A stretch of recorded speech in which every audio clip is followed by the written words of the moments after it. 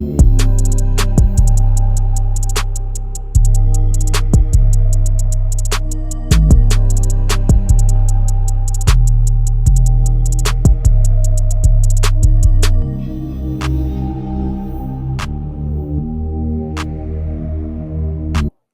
back to the Team to Beat Miami Heat podcast, your one-stop shop for daily Miami Heat and NBA content. My name is Amir.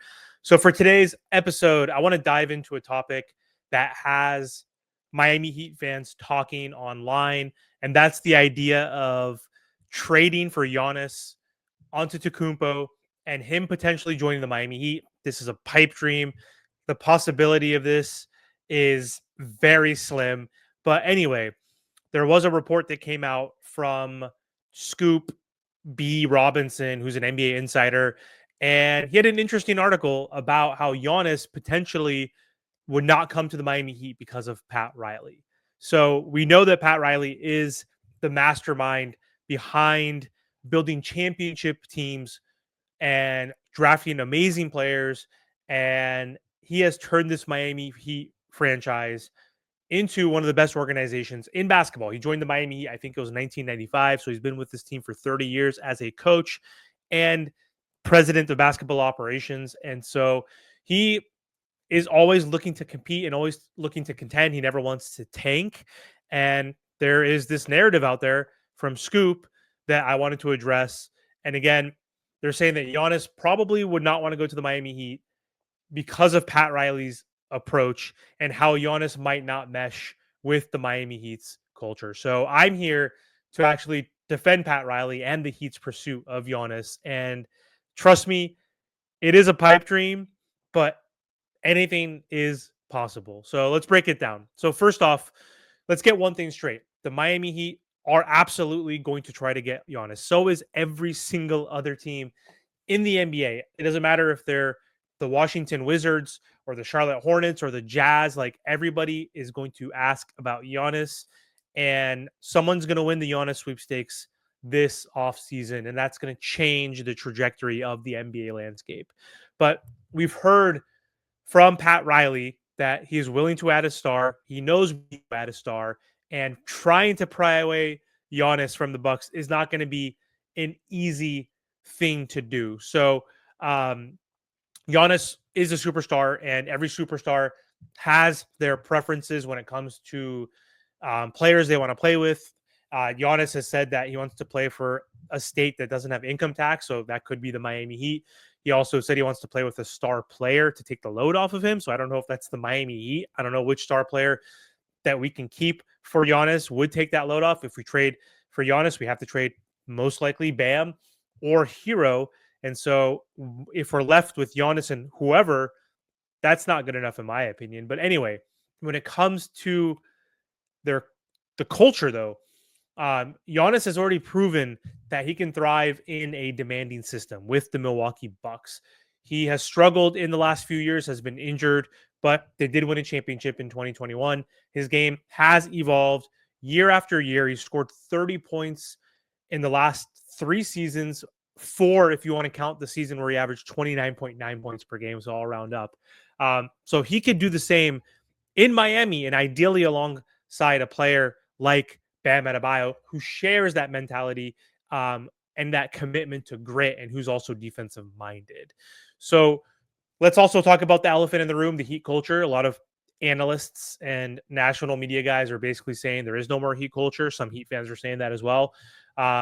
Some players and coaches and analysts, they view Miami Heat culture as a authoritative system, and they think it's very regimented, like it's like militaristic and like a boot camp. But that's not how it is. Miami's culture is built on hard work. Like, what NBA team that wants to compete, that wants to be a good organization, isn't built on hard work or built on resilience and the willingness to adapt and grow as a player and as a teammate. So Pat Riley does set the tone. Still, he's not the coach, but look at the championship success we've had with this Miami Heat team under Pat Riley's tutelage. We've won 3 championships. We have the 5th most championships in NBA history across 30 franchises. So that is a huge impact right there. So we have a history of molding players into championship level talent, players like LeBron James, who clashed with the idea of being a part of a Pat Riley system. He eventually embraced that and took us to 4 straight championships, and we won 2 titles with him.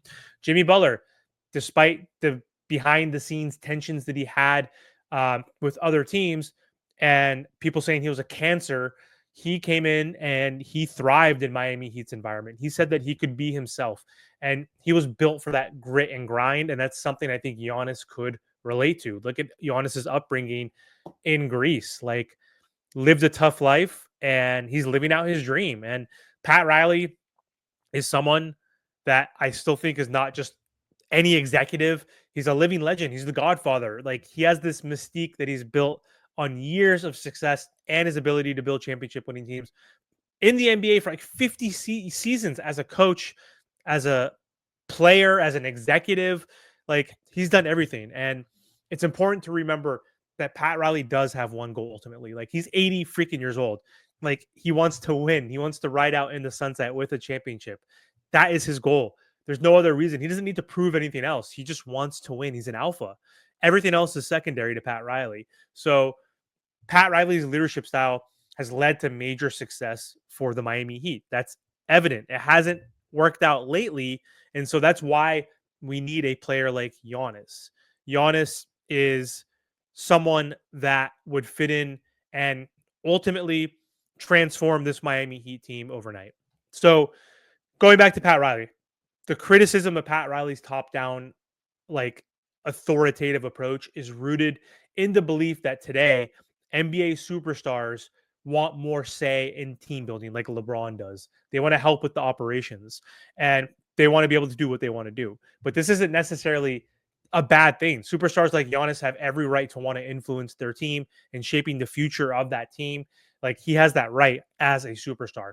But here's the thing. The Miami Heat have always welcomed player input while maintaining structure and balance that allows a team to succeed. This is why I think a partnership with Giannis and the Heat could work. Bam Adebayo is a player who truly embodies the Miami Heat's culture. Yes, he can't score. No shit. But he's still our best player and all around a guy who has developed and evolved into a good two-way player. I mean, he's averaging 19 points per game, which is not too shabby for a guy who had no offensive skill set coming in to the league, who's also the 13th pick in the draft. So the Miami Heat culture, I think, still exists. It's just it hasn't been great of late. So I think it's bullshit that Giannis wouldn't come to the Miami Heat because of Pat Riley. Pat Riley's not the coach. It's Eric Spoelstra. Does Pat Riley have influence? Yes. But why would Giannis not want to play with one of the greatest coaches and executives of all time? Like, he understands the history of basketball. He has respect for the past. And so I'm sure Giannis would totally be okay with playing with a Pat Riley, obviously. So it's Pat Riley's not even coaching. So I think this report is kind of bullshit, saying that Giannis would be hesitant to play with Pat Riley. Like, any player like would be out of their mind if they wouldn't want to play with a legend like Pat Riley. So anyway, that's all I have for today's episode. Thanks for watching, and don't forget to subscribe to the channel.